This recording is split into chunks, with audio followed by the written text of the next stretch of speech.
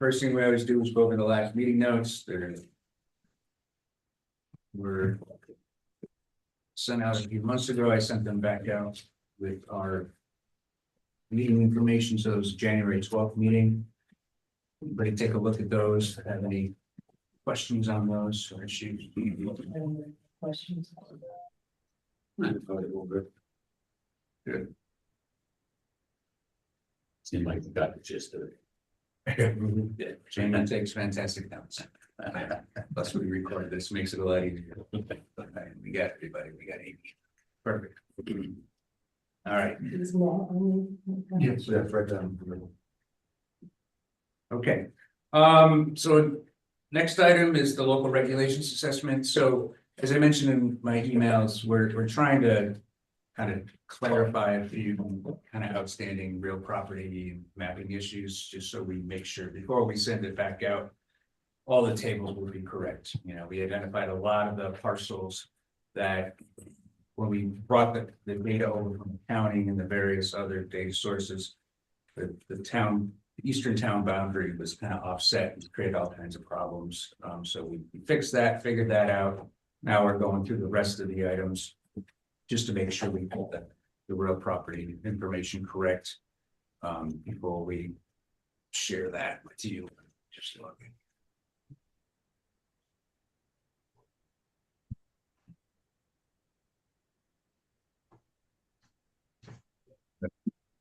So I'll bring this up when I can, but the first thing we wanted to do is go over the local regulations assessment deficiencies and recommendations. So I printed that out for everybody. I also sent that to everybody yesterday.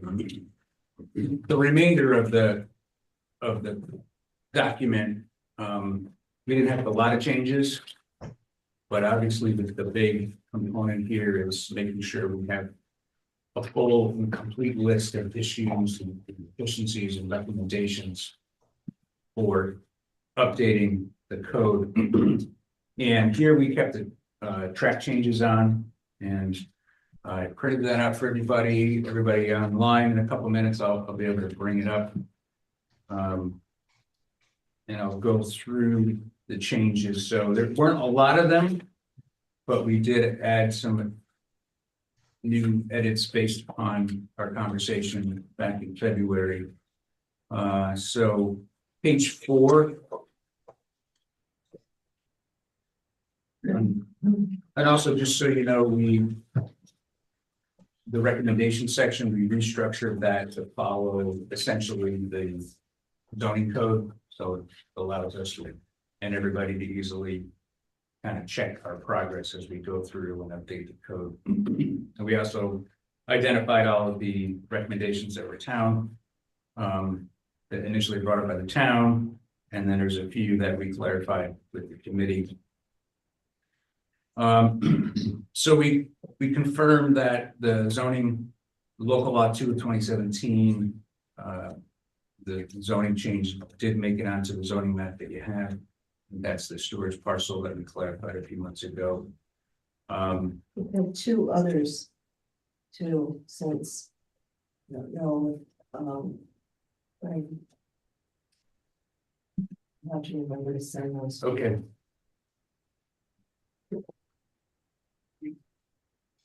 Didn't see them in the. One is on is the Christmas tree farm on East River Drive. Okay. We changed the zoning completely to, I think, RT. I'm just trying to remember off the top of my head, but it's East River Drive.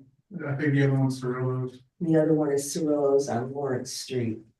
And between Maine and Lawrence, they own one whole parcel. And they subdivided it, and one part of it was hamlet residential. And we, because of the surrounding area, we made everything hamlet commercial. Because it was a split zone property. So that's, I will get you the tax, I will get you the information and send it to you. Okay. They were done by local laws. They were, okay. Jamie, do you remember seeing other local laws? Recent. Oh, recent, okay, so, Within the last year. okay, right. For one with a zoning amendment? Yeah, Yes. zoning map amendments, there's two other ones. Yeah, I have flagged that when I integrated the local laws into the current draft, I did flag that the map will need to be amended based on one of the local laws. And if you said what it was, I'm like what it was that changed. Well, the only one we had was which is now the Stewart's property, Right, local law 2 of 2017. So perhaps we missed the other ones when we were going through I the just was DOS in that website. file today, I will get it to you, it is, I know it's East River Drive. Christmas Tree Farm, it's owned by James Carpenter, and the one over on Lawrence Street is owned by Cirillo, CIR. That doesn't sound familiar. Like I'm not sure we Well, have it. I definitely don't think you'll have that one, but you might have the by Christmas Tree Farm one. I sent that on to the county, but I have not sent the Lawrence Street one on. I will get them both, and Okay, get them all to right, you. so we'll get that up. Hey, Tucker, could you let me in? Oh, yeah. Yeah, thanks. My computer's working. And then we had a discussion last time about the concept of inclusionary incentive zoning. So this is item number 7. And we'll talk about that a little bit more today. That's different approaches for providing housing.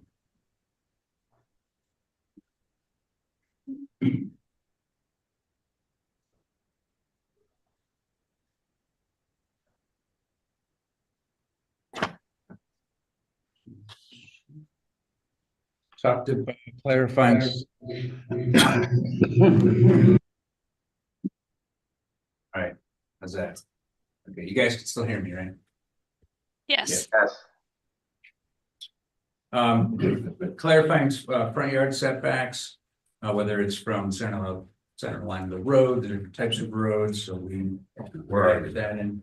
I'm sorry, we're on page 5, top of page 5.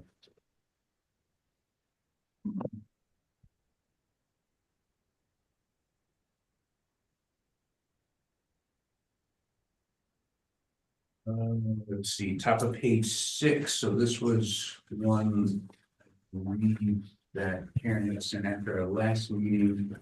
So in your existing code, under signs, there's a provision, subsection J, where it's essentially said that all non-conforming signs or signs that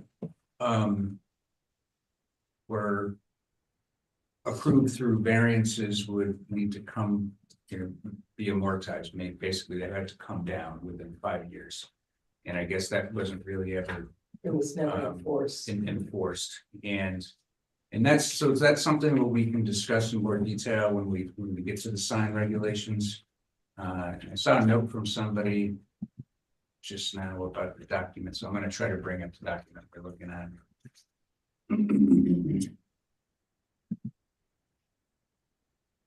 So in that, and I'll just talk about this for a minute, in that, it also, as I mentioned, talked about variances that were issued for signs, and it's unlikely that that would be permitted to force a legalization of signs that were approved through variance.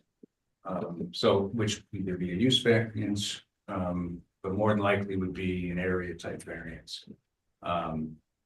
But for signs, say, typically when communities look to amortize pre-existing non-conforming signs would be billboards, off-premise signs, other signs that clearly you know whether it's maybe very large and lighted signs, et cetera, exterior lighting. Those you can amortize, but it's a lot of work, right? You gotta reach out to the sign owners. You gotta put them on notice. You gotta make sure the time period is consistent with the investment that the company put into that sign. So 5 years is usually pretty good. So that'll be once we go through the sign regulations, and then we kind of have a better understanding of what some existing signs in the town might become. Well, one are already pre-existing non-conforming, and the new ones that might become pre-existing non-conforming. Then we can have a conversation about whether or not we want to amortize those, have those taken down within 5 years. So it again is it's typically something that's reserved for billboards when a community outlaws them.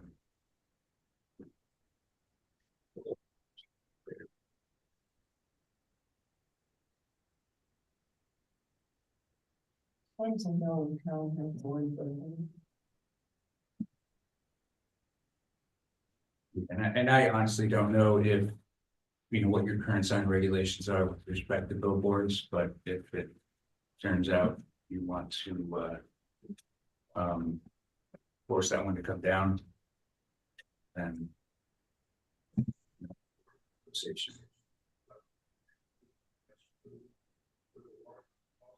That's but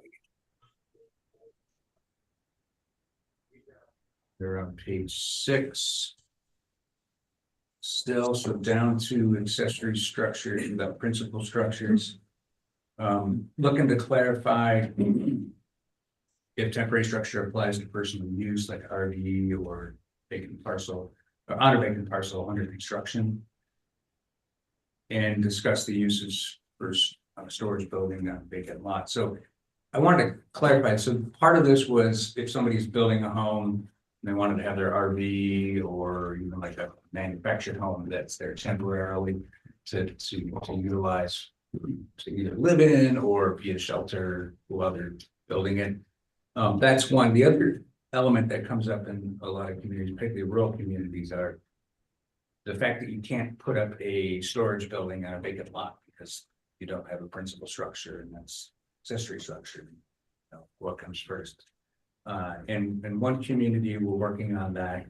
I believe up in Watson, the town of Lewis, not a very rural community that's partly in the Atlantic Park, and they have a lot of lots on water bodies and along the river, and they want to just make it a lot easier for somebody to put up a garage or a shed to store, you know, recreational equipment, kayaks, ATVs, equipment to maintain the property that they own, but they don't live on it. So that could be something if that has come up in the past in the town, that we could provide a pathway to allow for that with some restrictions.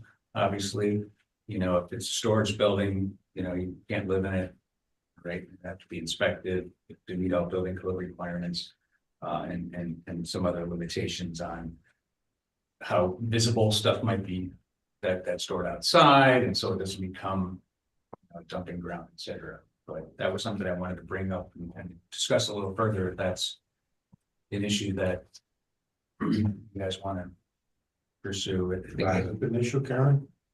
We've had people that put storage buildings on vacant parcels and I end up, you know.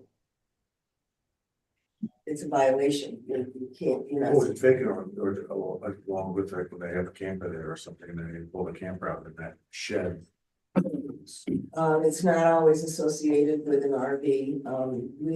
I would say we have more properties with RVs that are set up on them than the storage building issue is. I would think there are more RVs set up to live or stay in that is not supposed to be allowed either than storage buildings that are on vacant parcels. I know we have some, we've had a couple of, we had one variance for 2 that were built because somebody was bringing an RV in to stay and they needed the sheds to put all their other stuff in, and they didn't get their variance and it was denied. So they had to build a house basically within a year. Well, that's what we do now, huh? You can put a secondary within the year if you're building a house. Right.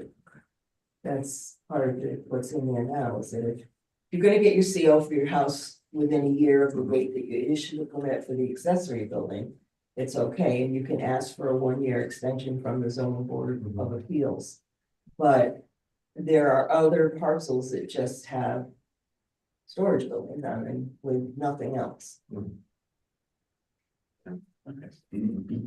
So we'll dig into that a little further. Let's see, that one's a simple one.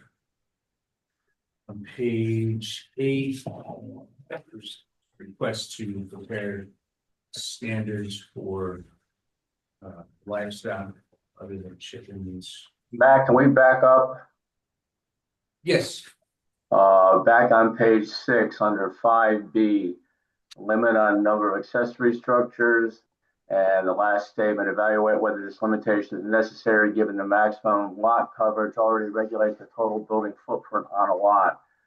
We've got a couple of situations where the parcels are over 40 acres, but the usable land on the parcel is less than an acre, and people with 20 accessory structures on that 1 acre. But if you look at the size of the parcel is 40 acres. So the size restriction that we currently have doesn't do anything to restrict the number of accessory structures they have. okay. Let's see, code prohibits 2 accessory structures. Exception of ag. So it seems like having a cap on the total accessory structures seems like it's appropriate, but you do have situations where there's a lot more of that grandfathered in or. I believe it's appropriate, yes. Yeah, okay. Yeah. And on top, When they adopted that ancillary structure part of which for, I'm gonna say storage sheds under 144 square feet, that's a local law as well somewhere in there, and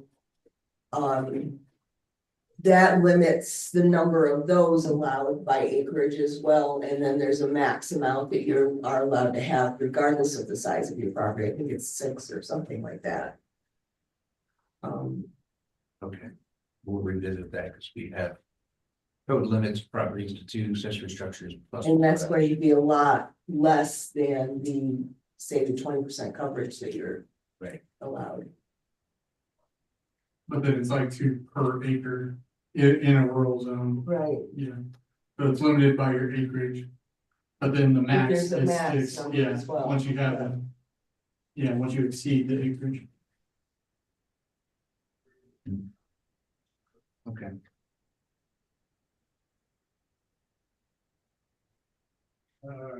So mentioned the livestock requirements and we have some ways to approach that. And I don't think you're in an ag district. That's what we decided last time. So there's no overarching ag and market protection for that. So that makes it a little easier.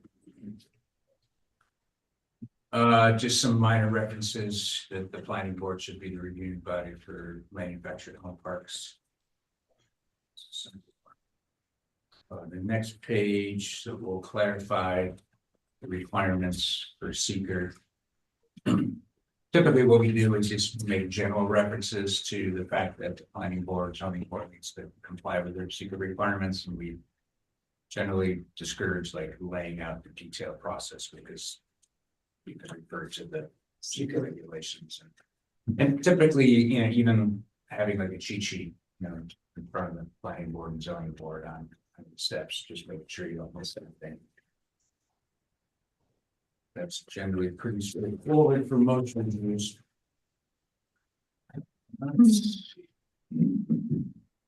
Page 11, we recommended changing just the references to gas station, vehicle fueling stations. Yeah, I had another thought on that. That came up is that. If you go to like aviation law, you can see that Tesla has a large number of charging stations there. On the other hand, you also have which NYSERDA has been funding, you know, these 1 or 2 vehicle charging stations on commercial parcels. Right. And I think we need to figure out a way to differentiate that. It's if somebody wants to build in the future a large charging establishment, that's a vehicle fueling station, but if a commercial or municipal facility wants to put in 2 or 4 vehicles with charging, I think that's, as long as it's not on the public street, I think that would be okay. Yeah, but I think somewhere a line's gonna have to be drawn on that, or should be drawn before, Yeah, those are generally considered accessory to, so I live near. Crossgate's Mall, right in my neighborhood. And yeah, they have about a dozen of those and you see them in a lot of places, and those are typically accessory. And it's kind of well after the fact of the original construction, so. Something like that where it's over a certain amount, because typically we have one in our office, and it serves 2 cars at a time. That's pretty straightforward, but I think maybe. And I don't anticipate that you'll have something that pops up where you're gonna have, 5 or 10, but you never know. But we could look at that from a standpoint of if it's just up to 2 in an office building or town hall, whatever the case may be for employees, and there are some programs out there where they fund a portion of it, but you have to make it available to the public. I had to work for another company that was through that right outside my window, and I started some strange people charging their cars, and then I realized that this was open to the public. Even that's not really a big deal, but like one that has multiple ones that could, you could take up parking spaces that are needed for some other use. We can look into that and come up with some pretty straightforward requirements. What's the one with the folks school? 2. Yeah. Is that the only one in town? No, the Elms has one. And, that was really popular for a while, but we started actually charging electric. No more free gas. And then the last one was the flood damage prevention law. Yeah. We had traded some emails about that, and we had a meeting with DEC, and they felt like might be best just to wait to update that, and so the map. Yeah, we got a letter from them though, since we talked about that, and. I do not have in my office record of any floodplain permits being issued. Past 2007, and we were flagged on that in a letter from them after this meeting. But it's difficult to know how to fix this because the way permits are issued and is now not just at the town level, you go from the town level to the county level. And the county is actually overseeing the building meeting the floodplain requirements. The zoning office is not, but in the past, the planning board, I would say the zoning office, it was actually the planning board that was named. Yeah, the people that was responsible for issuing these permits, and anyway, there's a problem with it, and I'm not sure how to fix it yet. So the county does the kind of the engineering building code. Like if someone comes into our office and they want to build something and they're in the floodplain, we look at basically the GIS map right now, because that's the 84 maps they did an overlay on the GIS program.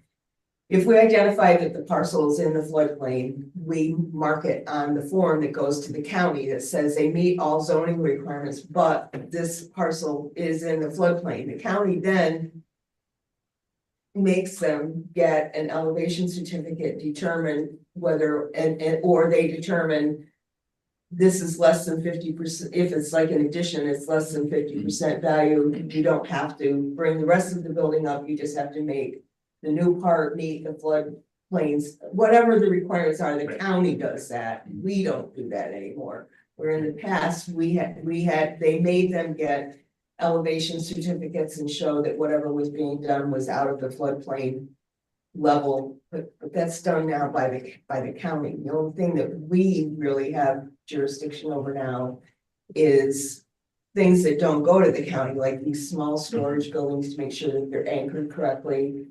And, or if they put in any kind of a foundation, that they have the flood vents in them, that kind of thing. But I would say for 98% of everything that's done, the county takes care of it, and we've got it. I'm just not sure how to fix it yet. And they physically issue the floodplain permits, though? They don't issue a floodplain, they just make sure that it's built correctly. No one has So- been issuing those floodplain permits. So it seems like that responsibility still rests. Right now, by local law, it rests Right. with the town, but So it's a coordination issue that. Yeah. Absolutely. and I didn't even know that I was responsible for it until we had this meeting, basically, last year, last year. Well, I think we can probably come up, use this opportunity to come up with a process that you guys can implement like right now. And we'll just write that into the code. Well, another thing is one of the things they told us too is to hold off to change anything, just for the simple fact that in 2027 everything comes into effect and we're gonna have to write in the local law to adopt all the amended maps. Right, yeah, I agree, we're not gonna touch the floodplain prevention law, but Right. we can work together on just, come up with a process and coordinate with the county with, so you guys are actually issuing On the same those page. permits.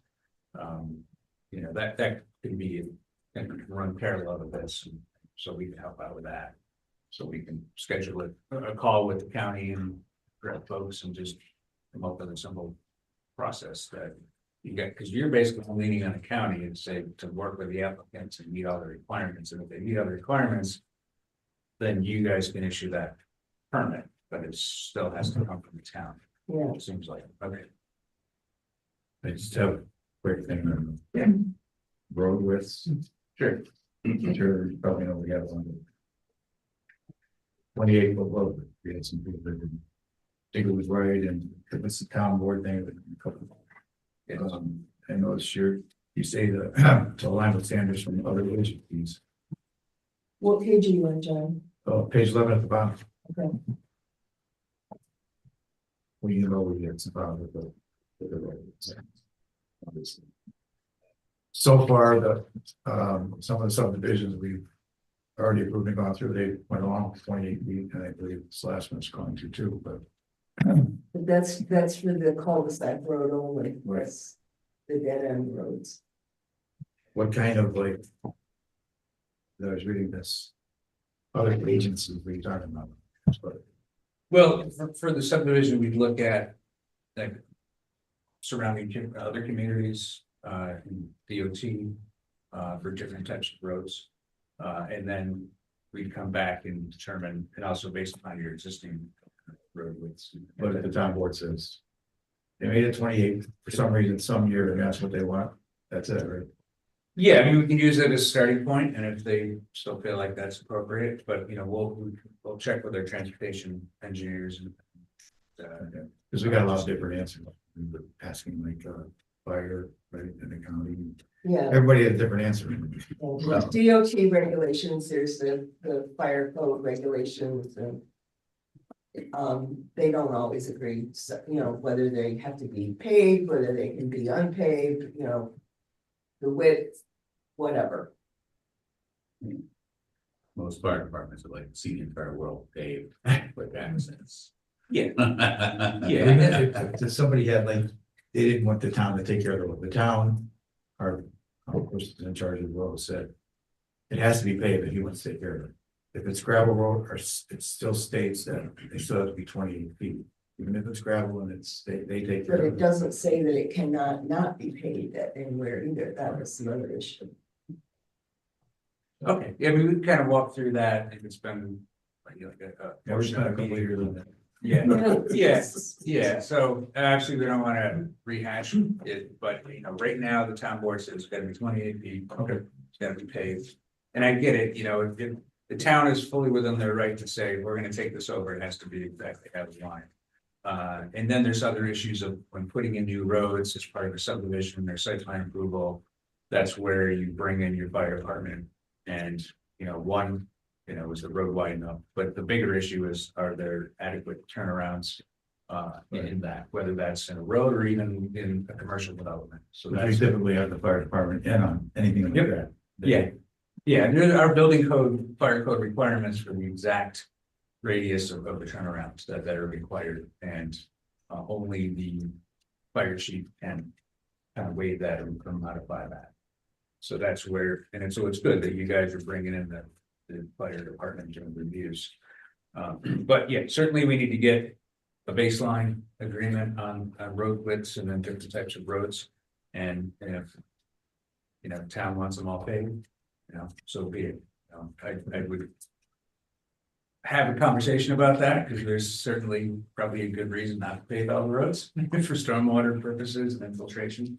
But we'll address that. So we'll prioritize that as an item to dig in. I'd like to add one thing. On a conceptual level about road paving. I hope Luzerne can be competitive with other communities. I hate to see us price ourselves out on potentially nice developments because we want 28 feet. For the life of me, I can't figure out why it's 28. It depends on the length of the road. It's all done by the length of the road. And the longer the length, the wider the road. And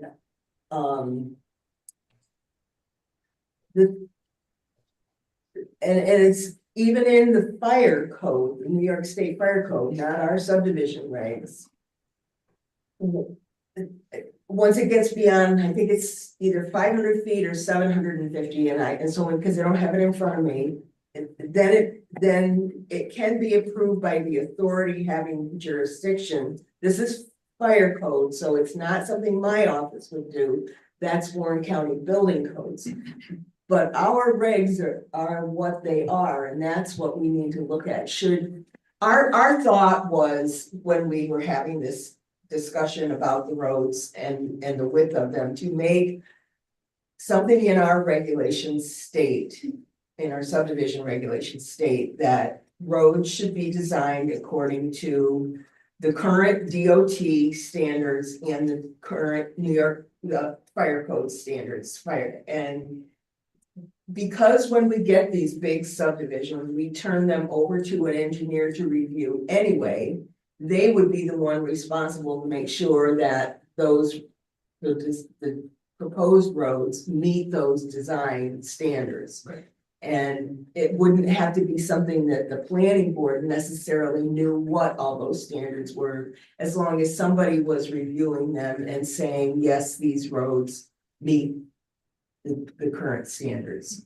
Right. Because those are the two, I think those are the two main standards that you have to meet. Our DOT, well, other than our subregs, are the DOT road standards, and there's so much that comes into play in that. I mean, you have to figure, I'm wasting too much time on this in this meeting, but how many miles per hour, how many houses are on the property, all of that comes into consideration with these roads as to how they're designed under those other regulations, not our subdivision regulation. Right, yeah, I mean, the subdivision regulations generally have, a series of the road types and road widths and the base material and everything that's typically in there.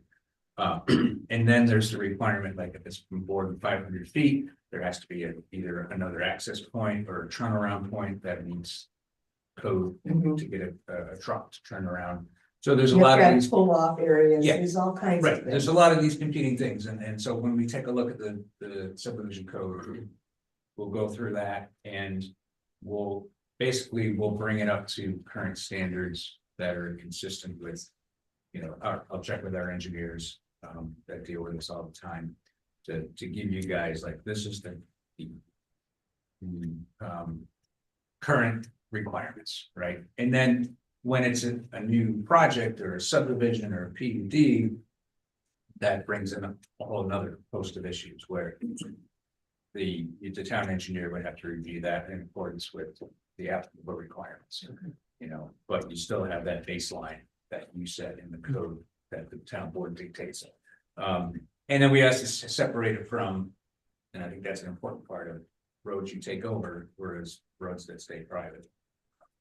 And that's where, you know, they could, from my perspective, keeping them gravel and impervious, you know, if they're gonna be private, hey, as long as somebody else is taking care of them. But that does create problems, I know, in other communities where the supervisor gets a call about the road not being maintained, then you have to tell them it's not a town road.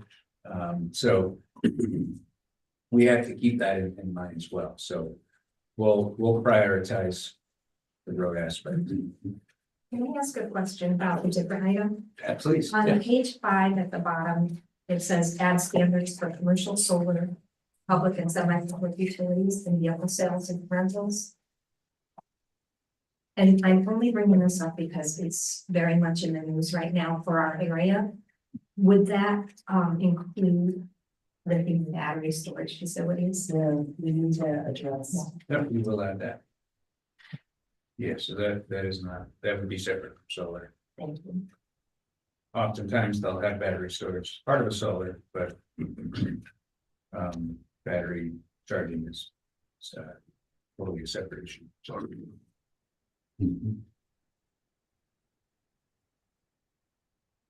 What is the committee's position on that? Is that something you want to prohibit? Yeah, that's up. I don't want to prohibit it, but I want it regulated. I don't know about it, comment. Right. All right, well, we can provide some background on that.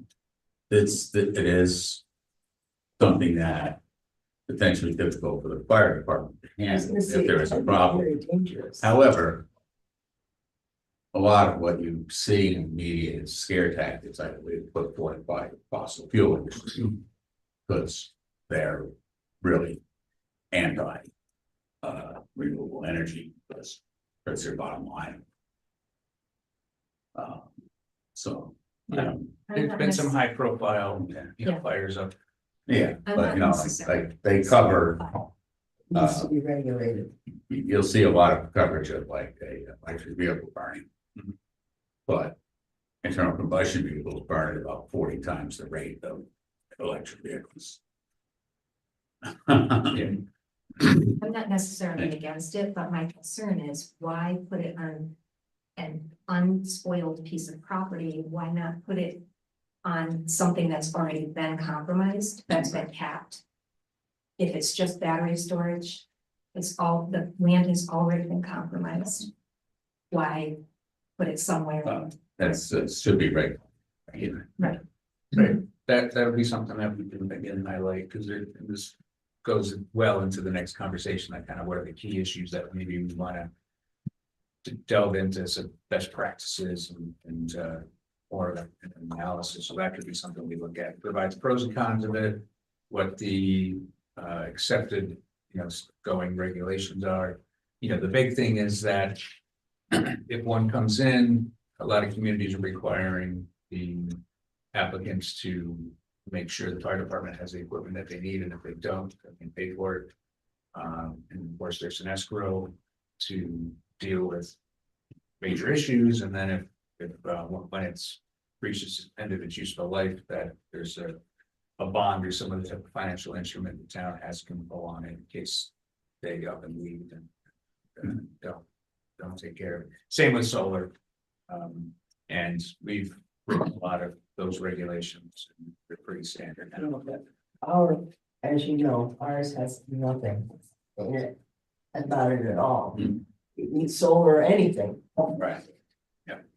We haven't had anybody come up with it. So you will be, well, we get calls on it all the time, Okay. but as soon as they hear that right now. We consider the percentage coverage. We consider that solar panel is a structure and you're only allowed 20 to 30% coverage on your lot. It really narrows down How much? how much is available. Plus, when you refer them to APA, when you're looking at a wooded piece of property, I don't know what APA's regulations are, but I'm not sure that APA will allow them to cut trees down to put in a solar farm. I just don't know. The agency doesn't really, I mean, there's clear cutting requirements, so it really depends on the amount of clearing that's necessary, but that's something that you could put into the regulations that basically say you can't clear more than X percentage just to put in solar, and encourage them or force them to go to open fields. Also, and I'm not as familiar with your electrical infrastructure here. There's some places where it doesn't make any sense to put solar, and if you can't tap into a switching station or substation nearby. For So all of the questions that we've had, I've not had one come back after we've referred them to other agencies to check their regulations and stuff. Yeah, this one's right next to a transformer station there. Ethan, well, has the county looked into countywide analysis of like where the logical locations would be for solar? That's something.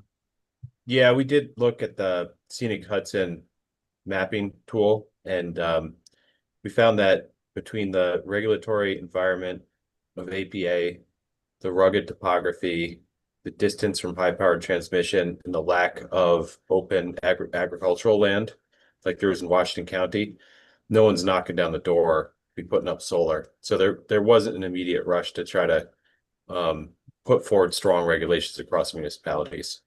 Okay. Thank you. But we'll still deal with it because even from a smaller scale, they could solar the battery that could have implications. You brought up having the applicants hire a consultant. Is that clear in the code as to how we do that? And, you know, do they have to pay a retainer for the consultant, or you just tell them we're gonna hire a consultant and then we give them a bill later? It's in the code Yeah. that we can hire, we can Yeah. request an outside Yeah. consultant. And it's in there that the applicant is responsible for that cost. Right. So does the applicant hire the outside consultant? No, the Yeah. town does.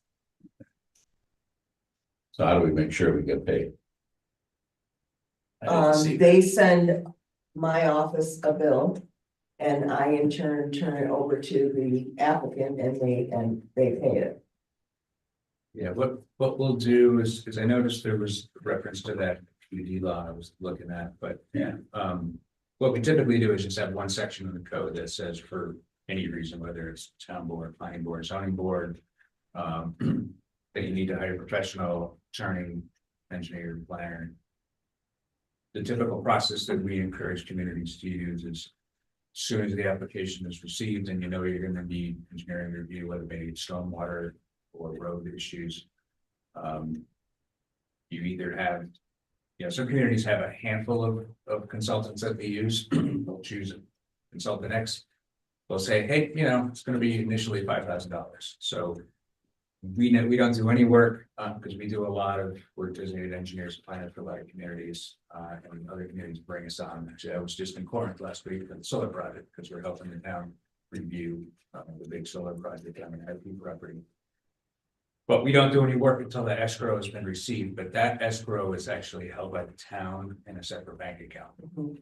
So you get the invoice from us, the town actually pays us, and then we usually set up the law, so if the escrow gets down to, you know, less than 25% or whatever the case may be, that you have to inform the applicant and that they have to replenish that or the application cannot continue. So that's a way in which you can keep them, keep it so you guys aren't left holding the bag. Yeah. And so we'll set that up. And generally, even if communities don't have that in their law, I mean, seeker allows that, the seeker review process. And the majority of the applicants, or at least the professional ones, understand that is just how they do business. They, even though we run into a few, what's wrong? Our engineers stamp that. you know, oftentimes it's necessary to help the planning board understand the different issues by having their own engineer at the table for a big project, so. Have we had any trouble with reserve woods in that regard? No, Cause I know when we did the cell tower, AT&T ponied up within days of the we, cell. we haven't had any issues with payment on any that we've got an engineering on. On AT&T, what we did, the zoning board did keep them informed, you know, as to what we were doing and we're all gonna need some more cost stuff. There was no problem, but that's AT&T. Yeah, every now and again, if we run across one that just refuses. It's like easy pass, to keep the count. That's right, yeah. There you get it. What do you Take it. Well, I just know I had in a prior life, I had some issues with that. I think we could add a little bit of language that Yeah, kind of document what we're talking Yeah, about. I have some language. That's real straightforward and applies throughout the entire code. What else? Any other additional items? the only other one that comes up quite frequently is the retaining wall Yes. issue where. um, And again. My thought is, it's just. If you make them have to be engineered, then the engineer is basically taking responsibility of them. Being built correctly and being safe and, you know, that kind of thing. Isn't So, that something we added not too long ago? well, our regulation says that if it's over 6 feet in height, it has to be an engineered wall. Isn't that pretty new? But it doesn't say Like what, anything like about the length of it. Yeah, that's new. It's like 2019 or 20, something like that. But, we have had quite a few variances since we changed it because of the length of the walls and the fact that they call them a retaining wall and accessory structure. It required anything to have these anything over, it had to have a 10 feet separation in it. If you made your wall more than 10 feet long, you had to have a 10 feet separation before you could have another wall. But if you got it engineered, you could do it differently. It's a mess. That's all I'm gonna say. We've had quite a few variances For some because reason. we it's tried not written correctly. Make It it needs to better. be looked at and evaluated. Yeah, it is. And I think it also should have an error provision where. Even if it's a lower wall. That the zoning officials can call for an engineering plan. Yes. Because I could have a 6-foot wall that's flat behind it. That's not a big deal, but if I've got a 6-foot wall with a steep slope coming down a big superimposed load.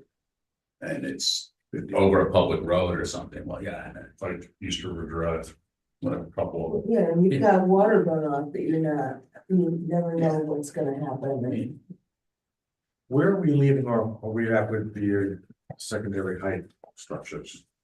Now we kind of kicked it around a little bit and said, yeah. yeah, that's in here to be looked at as well for an accessory structure. Yeah, that's to be looked at as well.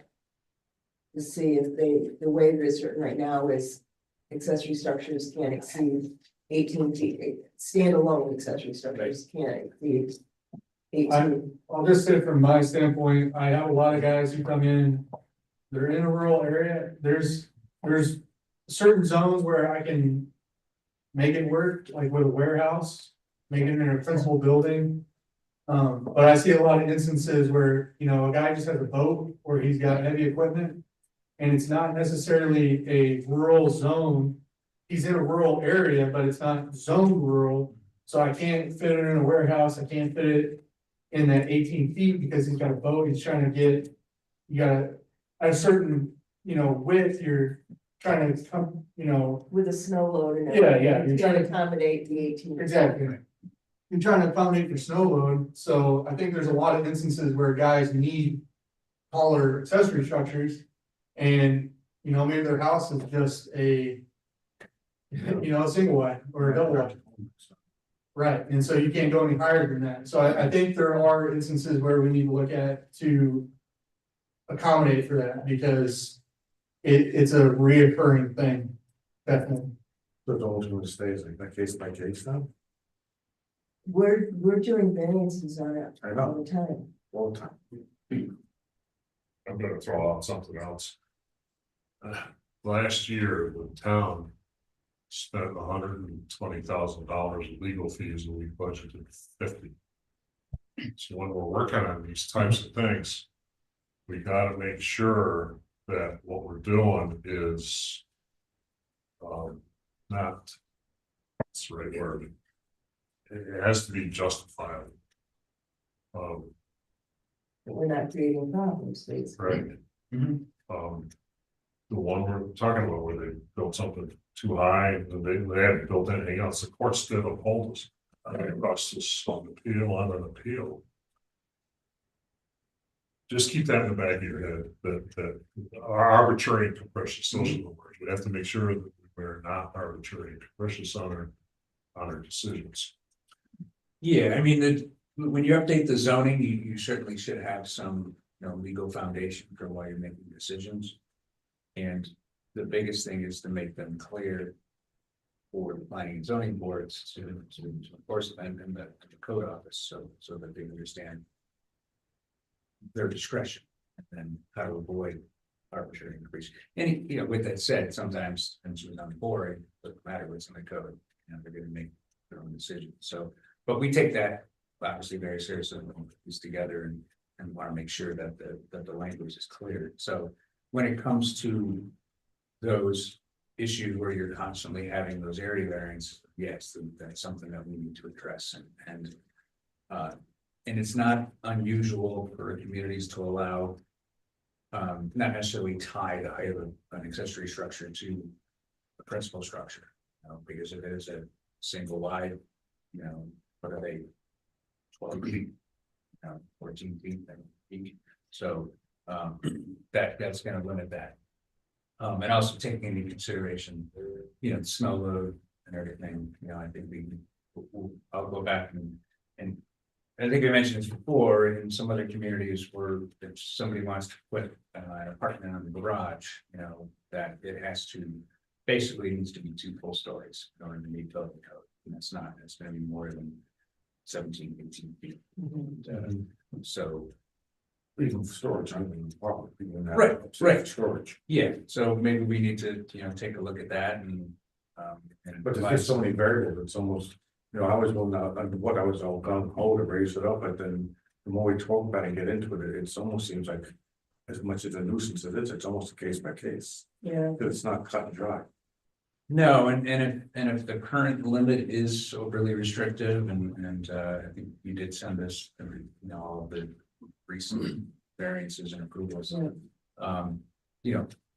Pushing that up to 24 feet, maybe start there, and that's not going to address all the issues, but at least it may lessen the amount of necessary area variance that the ZBA has.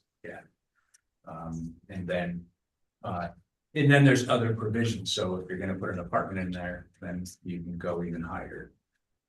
So, but that's kind of how we're addressing in other communities, and that's how we'll walk through that. Let's get to that section. Does zoning ever spell out penalties for violations? Yes, so, you always have an enforcement section in there, and typically the actual, if you're going through a full code update, typically we suggest that you don't put the actual penalty in the code, that it's something that the town board can revisit every year. So, it's like, $500 fine for every day that you're in violation. I know our short-term rental law is trying to be spelled. Yeah, so that'll be spelled out, whether we put that amount in there or not. I don't remember what it is offhand, but we'll look at it compared to other communities, so it's consistent. But the biggest thing is just make sure the enforcement process is very clear and provides the town with enough leverage to cite somebody and encourage them to rectify it and not have to go to court. And provide an opportunity for the town to go in if they fail. remediate the issue and you take care of it. Encourage. Yeah, right. So not everything, but if it's something that's like certainly a health and safety issue, you guys have the ability to go in there and take care of that. And then bill them later, whether that's through taxes or some other means. What else? And again, as we go through, and it's not uncommon as we start moving through and actually updating the code, that other things pop up. So we expect that. So this isn't like the last chance, but if there's other big ones, we want to know about it now. And so this kind of rolling into the next item here is kind of looking at kind of the key issues. And so this is just still part of the confirming the key issues. The last thing we need to do in the local regulations assessment is prepare what are called best practices analysis or case studies. So we talked about a few here where we kind of want to dig into a little bit farther. So I mentioned before the inclusionary incentive zoning for affordable and workforce housing. So we can, basically what we're envisioning is kind of a one-page kind of summary of what this is, how it works, and then our recommendation. So real quick, inclusionary is if you propose, for example, 10 units of market rate homes, the community requires you to provide 20% of those at a particular price point that's affordable to whether it's 80% of the area median income or even lower. That generally is only effective in communities that have a significant residential growth demand. Whereas incentive zoning is the carrot approach, where if you provide one or more units of affordable housing, we'll give you some density bonuses. However, you just have water, you don't have municipal sewer, and I know that's kind of a long-term discussion. So that may not always be appropriate. Most of it would have to happen in the hamlet because of the agency's regulations. Although this is another thing that we'll look into as well. The agency in the moderate intensity area, they do have a program where they allow for, and Jim, you might need to back me up here on this, but we've been working on project. But they can provide some density bonuses for affordable housing that do kind of exceed the 1.3 acres per unit requirement in the moderate intensity. Did I get that right, Jamie? Yeah, there's specific criteria that's required, and then you can be eligible for a bonus, the density bonus. But it's like certain income requirements and things. It's kind of like a formula, and my understanding is it hasn't been used. It's kind of complicated. But it exists and it's there. And that's, so we'll look into the, and like I said, the inclusionary is probably not where you're gonna go. City of Albany just finally revised their inclusionary zoning to be more appropriate, before they had it like 20% with affordable housing was required, and the amount of residential development just completely stopped. And the new mayor came in and got them to cut it down to, I don't know, like 5% or something. And with the theory of doesn't matter, more housing the better, even if we only get 5% affordable, it's still going to open up more opportunities. So in the same note for this, though, I think what we want to do is kind of go back and look at the areas within the town that are available for development. Because we're actually, Jamie and I are working with the Lake Champlain, Lake George Regional Planning Board with a bunch of communities like Long Lake, Mariah, North Hudson, and Newcomb, I think. Scroon, yeah, right, Scroon. To kind of to build out analysis within the hamlet and the moderate intensity, because most communities feel like they're completely built out. And if you drive around, that might be the case, but if you actually dig into it and look at it, look at the lots maybe that have inbuilt capacity and on other vacancies. There's likely to be a lot of available land for development, and it's just costs, obviously, and the demand for new development. So when we have a conversation about possibly increasing density in the hamlet or moderate density, we want to be able to ground that with what's really out there. Do we need to increase the density? Because right now, your code is fairly flexible in terms of density, although I think we do need to clarify that in the code, because it doesn't really talk about density. It's just, X square feet per lot, which we always translate into unit, but sometimes that can be kind of taken out of context. So that's something I think we're going to look into. Ethan, I'm glad you joined us because we wanted to talk a little bit about the thriving hamlets. And Ethan and I had a conversation last month about how the town and the county can work together to utilize their resources for the thriving hamlets. And that might be one. I know you guys didn't do build out analysis, but that perhaps could be something that we work with you guys on to take a look at, dig in a little bit more into the hamlet and moderate intensity areas to see what can possibly be built. And generally what comes out of that is a significant number of units that could be possible, but it's only a mathematical component. We don't actually go out and put a shovel in the ground to see if the soil will perk or what other development issues are, but it does kind of help us get an understanding of, okay, you do have a lot of excess land for development, may not be necessary to increase the density, but look at other things like accessory dwelling units, allowing for 3-family and 4-family homes. Right now you have 1-family, 2-family, and then multifamily. But we found if you can break out the triplex and the fourplex separate and only require a site plan or even just as of right, that might help incentivize development. So we wanted to kind of start there. So that'll be one of the kind of case studies we do. At the same time, like aligning the APA and the local zoning. So obviously that's a big component of the comprehensive plan, and trying to figure out how to make those more aligned, so that you're not dealing with 2 different sets of rules.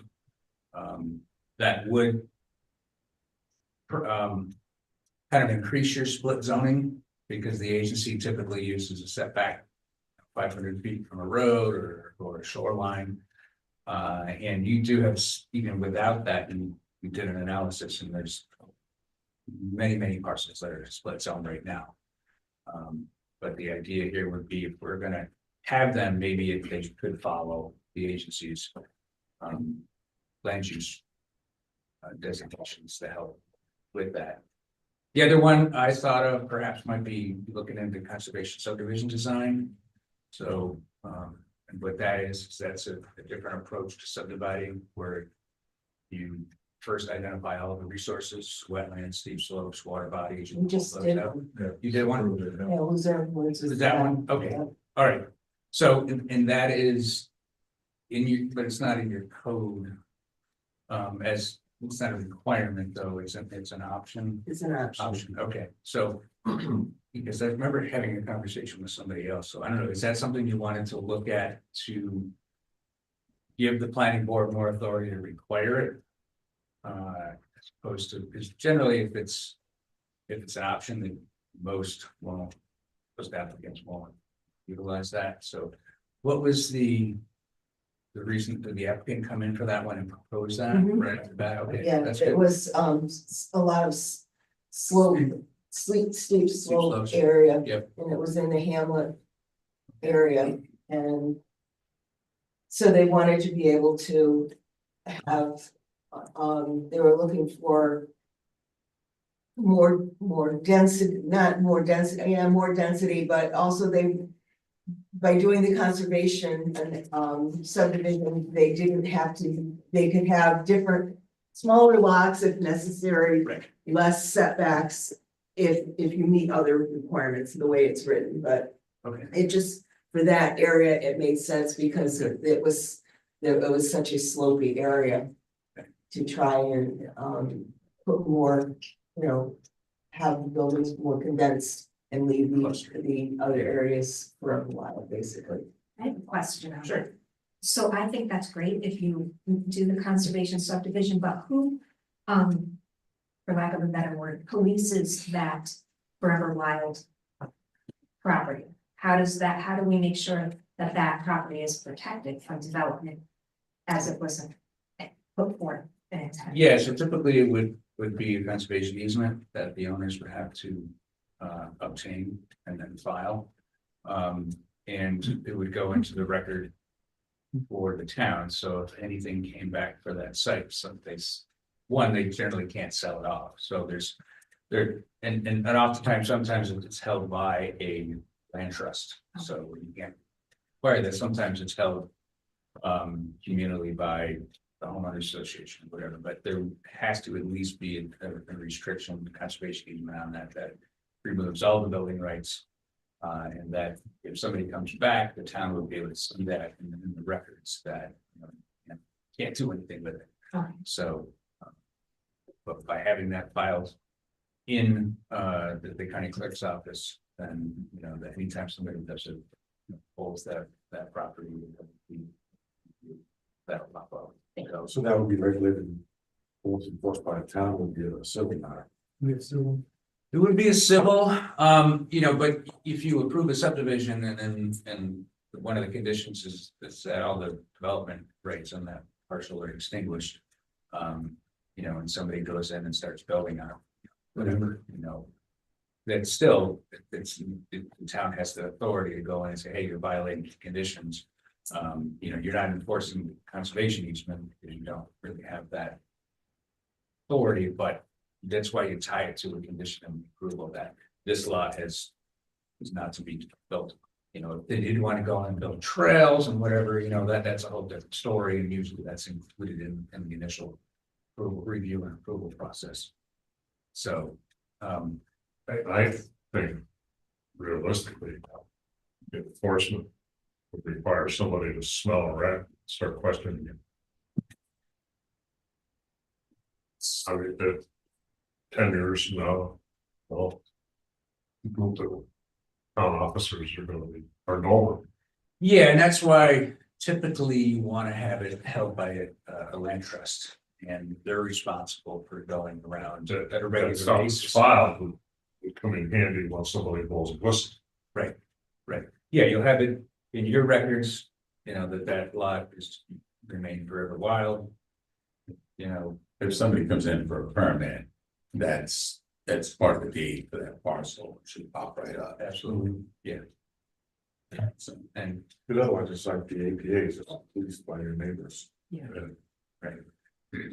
And that's why, the agency always asks for, anytime you get an application there, they ask for your deed. That's the first thing you go to is look at, are there any restrictions on that? And, probably not a bad idea for the town to request it. We request deeds Yeah. down for variances on site plan, or any special use, anything. Perfect. Yeah.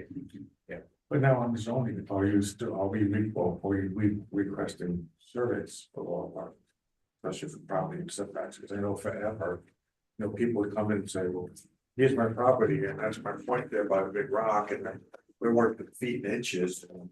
We're not always requiring surveys if it's a large parcel and that they're definitely 200 feet from an, Right, property line, no.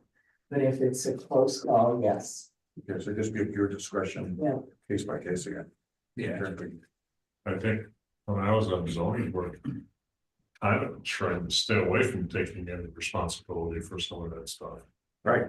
Yeah, you don't want You to didn't wait feel for service. the zoning board's responsibility to start digging up the deeds and to see.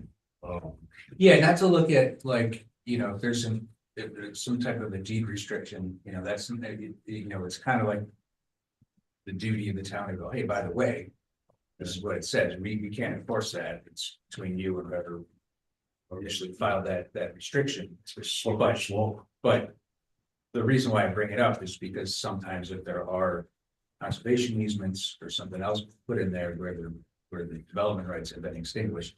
And, 20 years down the road, hopefully In the with case of administration- Luzerne Woods, there, it's all done in an easement within a deed. There you go. So as long as they're still available, you'll be able to find them. But yeah, you're not policing other deed restrictions. If it's tied to a town condition, then you have that authority. If not, then it's up to the property owners. But under a building permit review or site plan review, those would be a requirement.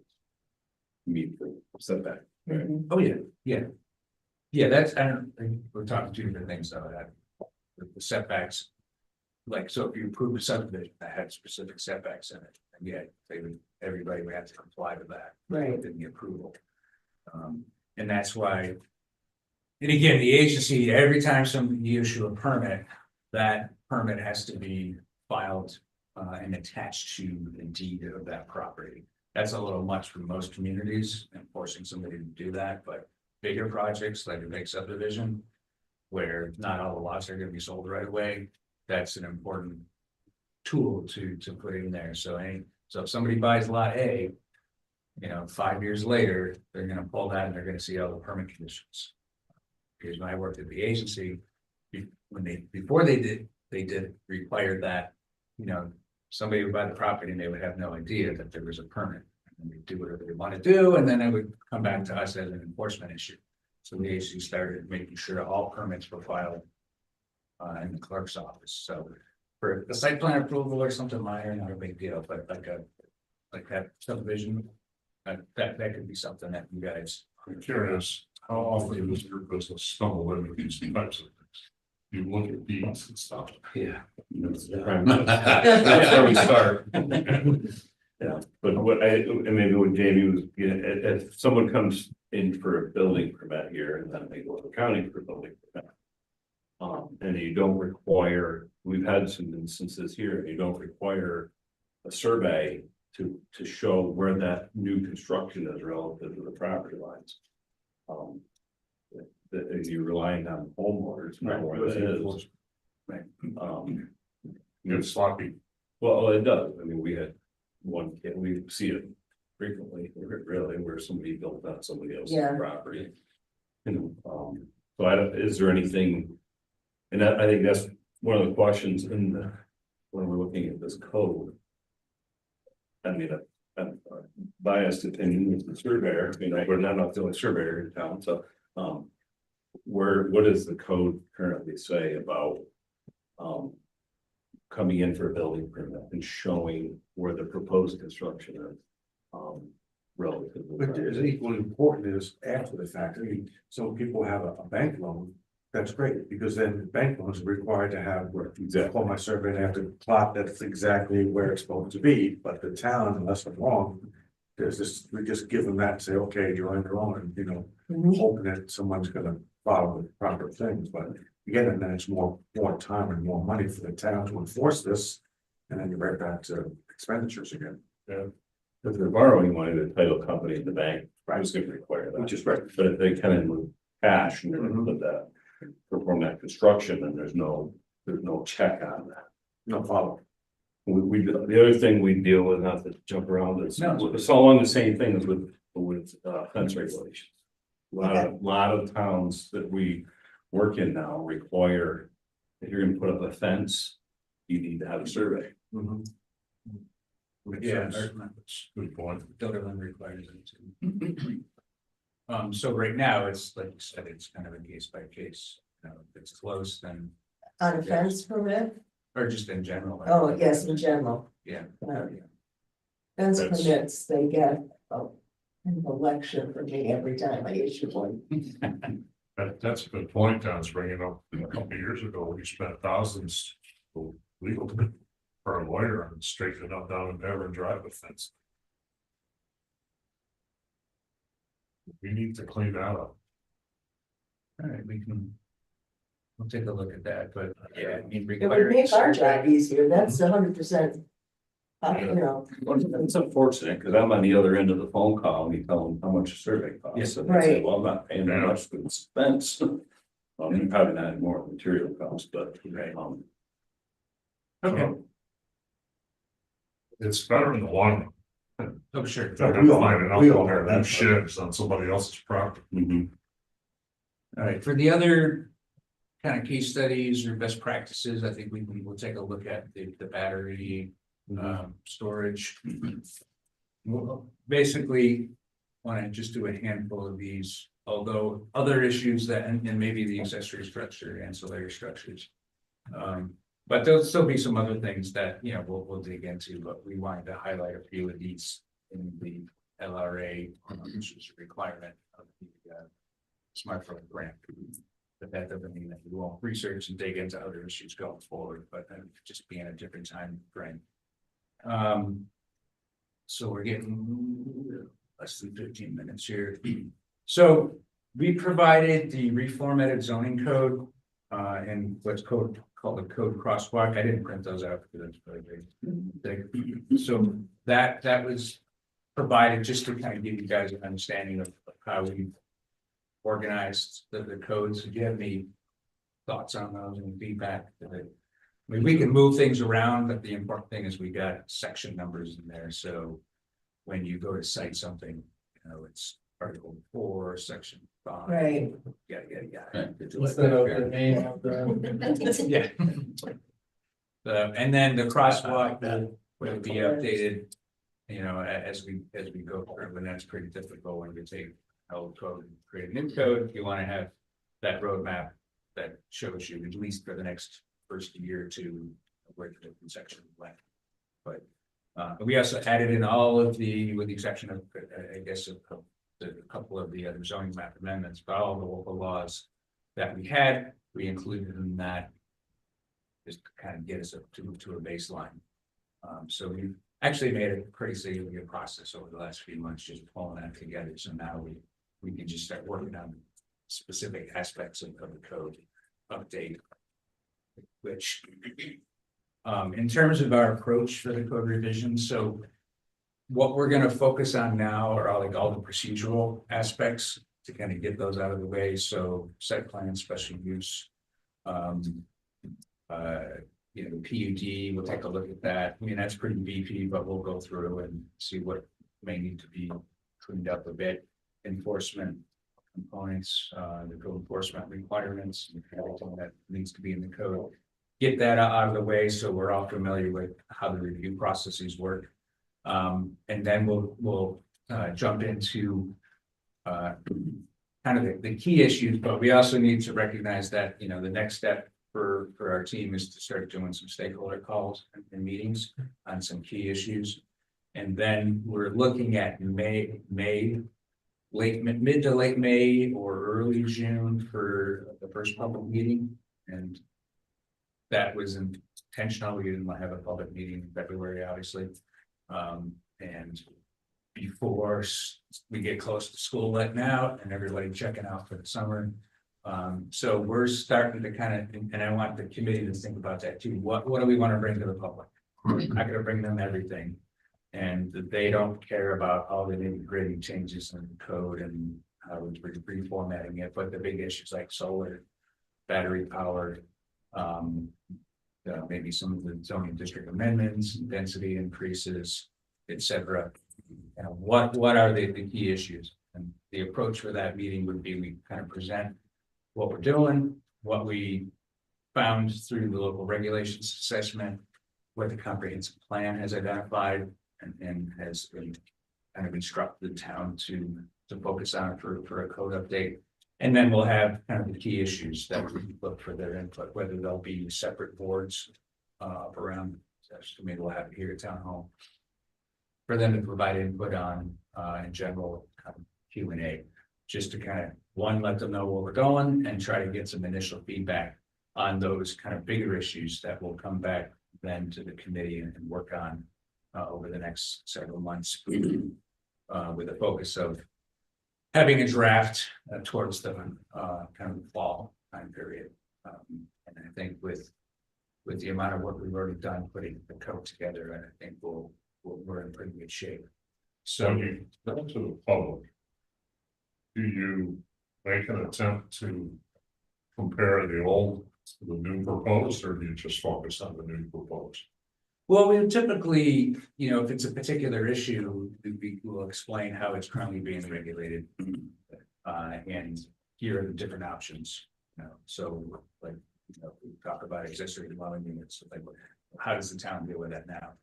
And the true ADUs are, you don't need the acreage to have that additional unit, you know, it's kind of a gift.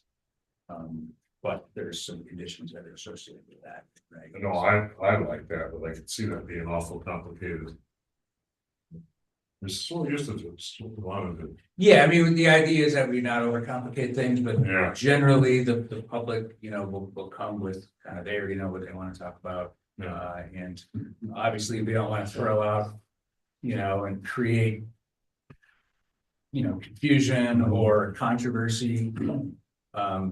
But, you know, and sometimes there's, you know, very limited interest in it, and oftentimes there's a lot, and I suspect given recent land use issues in the town, though, we'll probably have some interested folks. So, and it'll be both in person, and then we'll be able to provide some stuff online, you know, for people to react to and provide comment and send in their comments. So at the next meeting, we're gonna meet again next month, but we'll flesh out the public meeting format. And then, so we talked about just dealing with all of the procedural aspects, and we will probably at the next meeting, we'll start to dig into some of the kind of the, well, that's when we'll go through like site plan, special use. Not terribly exciting, I'll tell you that, but it's good for us to kind of get grounded in how these, how projects are gonna be reviewed. And then we'll look into the allowable use table and the density table, and we'll go through that. Again, this isn't technically exciting, but we gotta go through those tables and say, all right, code hasn't been updated for years. And there's a lot of new uses, a lot of old uses we gotta take out. And at the same time, look at the zoning districts and see if we want to start tinkering with some of those. Once we get through that, then we get into all the like supplemental regulations. So the retaining walls, signage, height issues, road width, stuff like that. So that's kind of how we like to proceed through a code update.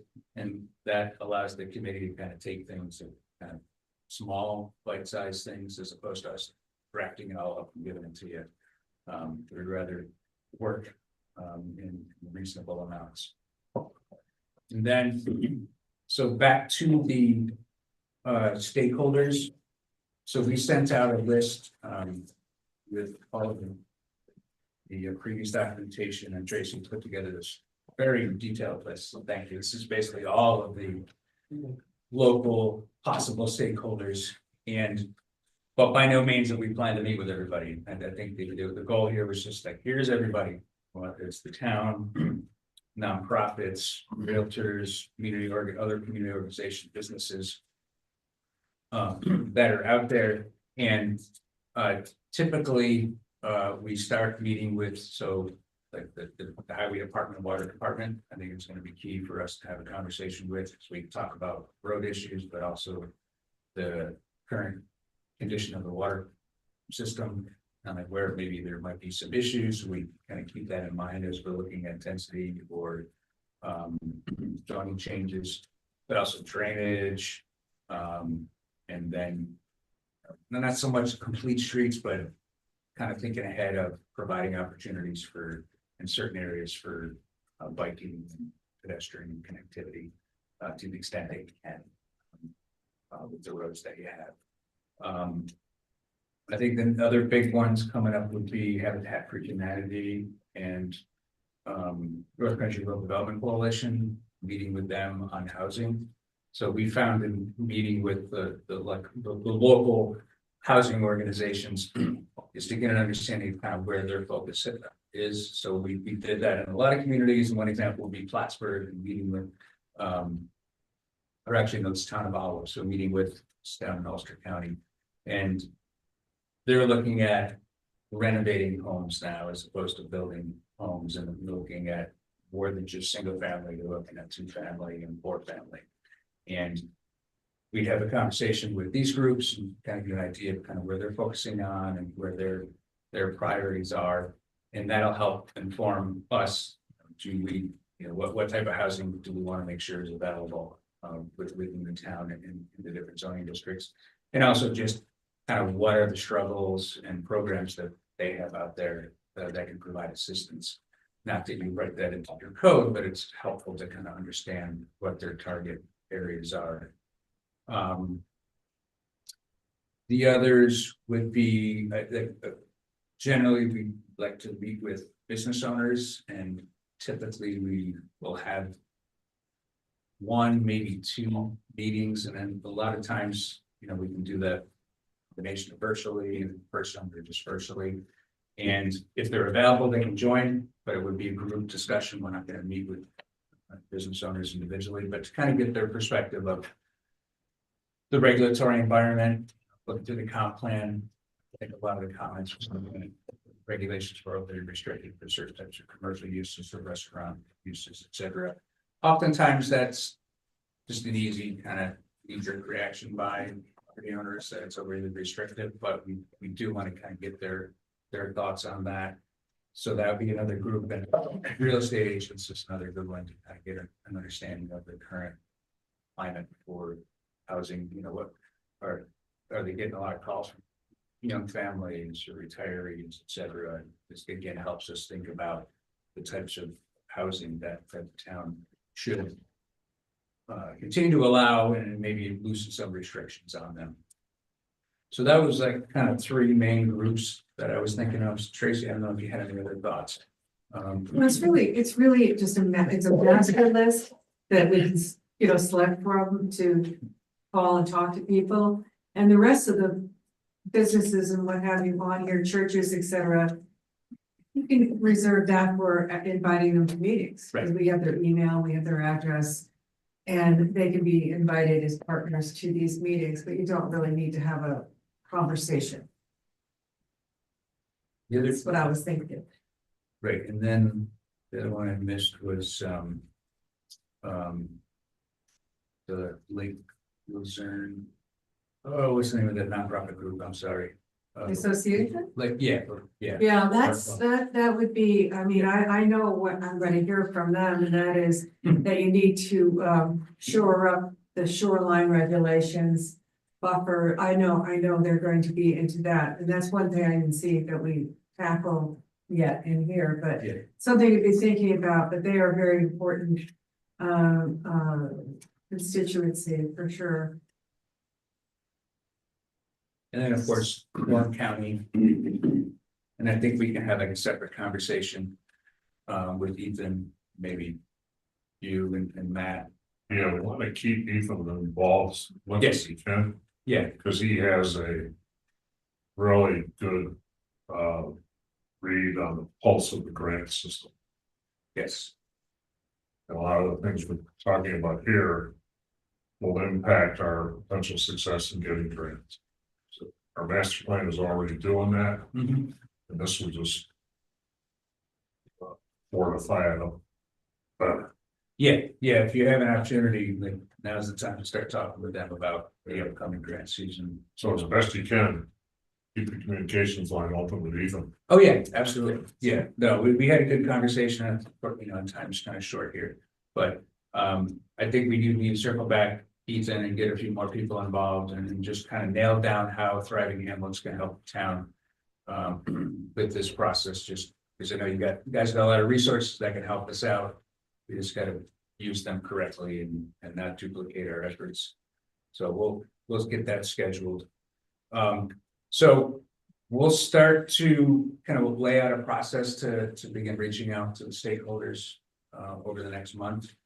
And Well, I wanted to know if anybody had looked at the list and had it, did I miss people, or was there anything? I had sent, Yes, I could send it to you. I did send in some like the realtors and stuff. Yes. On that. And I just noticed that I got the Chinese restaurant wasn't on there. I didn't know if they. Are they in Luzerne? Yeah, they're Everybody's still still laundromat. in the laundromat. That's the Plaza. Yeah, she's the hardware store. Oh, okay, is that what it's called? No. It's the star. Moon Star. The owner of the building is Tom. Oh, of the building, yes. Yeah. Groves. About the warehouse. Yeah, it's right next to you. Warehouse restaurant. Yeah. What about the Department of Transportation, because they have New York State, I mean, the highway runs from here right through one of the business districts.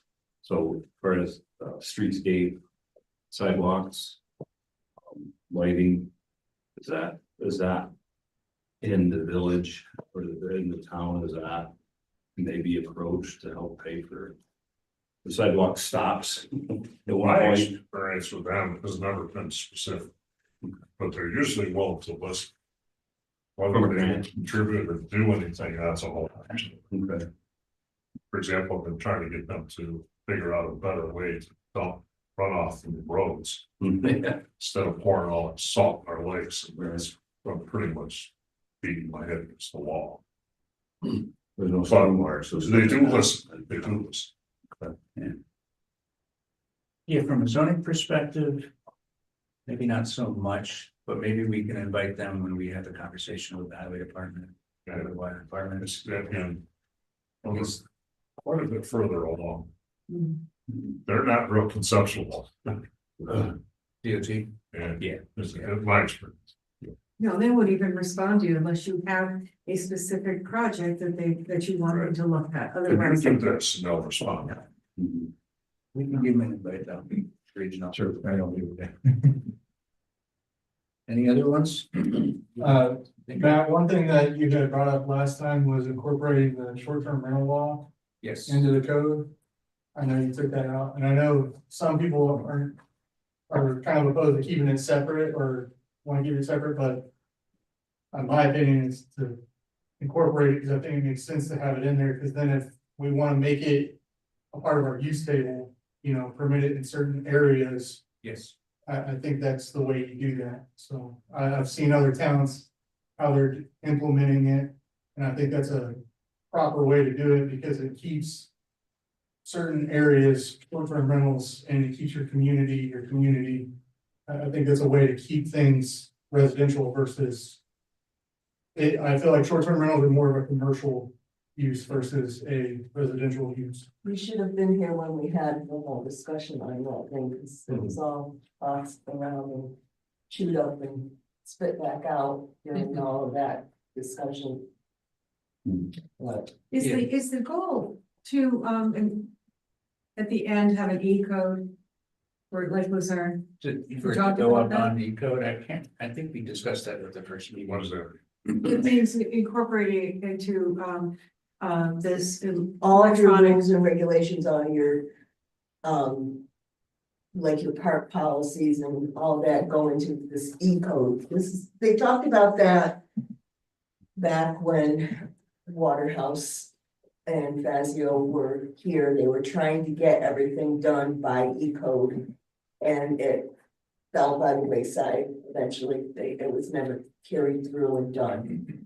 No, there's a cost. Right. Yeah, there's an annual, you know, it's a fee, so, and. Puts all your code and regulations online in a searchable format. Right, Right. it's so easy, right? So even if the short-term rental law stays separate from the zoning code, you find it's still there. And Well- everything, dog catching stuff, and everything is in there, and then you can just, it's very easy to find. It's kind of I think what Tucker was trying to say was that, correct me if I'm wrong, was that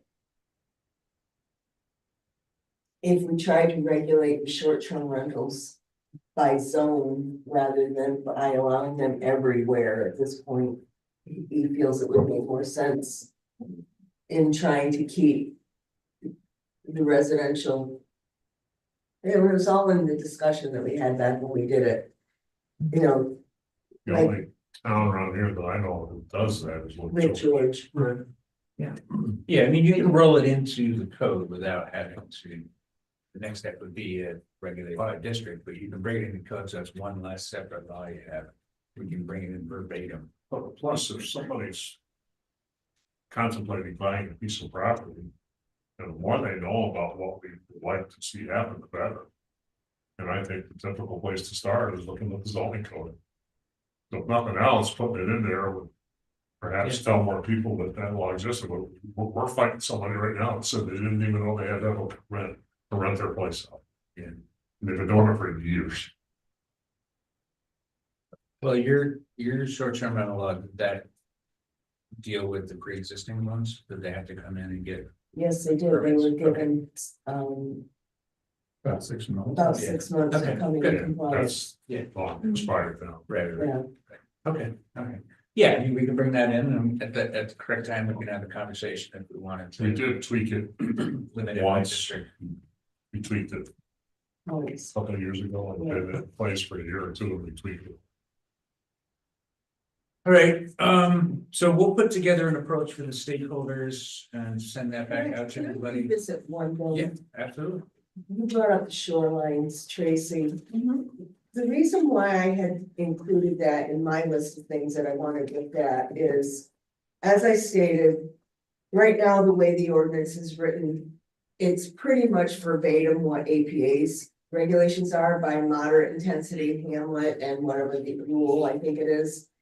And it gives 50 feet for moderate, and then it goes 75 and then 100. Some of the properties in Lake Luzerne are not in the Adirondack Park. A good example is the White Birch area on the river. It's not in the APA, and if you use, and in our definitions, it says if you are waterfront, you have 2 front yards. And so then you have to meet the shoreline requirements. Shoreline requirements in our book are set up under the APA classifications, not the Lake Luzerne zoning classifications. So if it is in, say, residential town, then the setback is 70, front yard setback is 75. That would mean someone in that area would have to be built 75 feet away from the water, whereas in APA, if they were moderate, they would only have to be 50 feet. So they get, in some cases, they're penalized for not being in the APA. They have to meet more of a setback than what someone else typically does. That's what I wanted looked at. We've got to somehow make it fair that these properties, that they don't get penalized because they're not in the Adirondack Park. Is the EPA regulation? The waterfront is a front yard setback? It depends on your classification. Yeah, And when you don't have that classification, then you go off your zone and then, yeah. Using the front yard setback, it might be more strict. that was. And that's, yeah, actually, we're dealing with that in a couple of Lewis County. It's half the towns in the park, have the park, how do you deal with that and be fair to everybody? Okay, good. And then the last thing is that we're put in the meeting date of April 28th.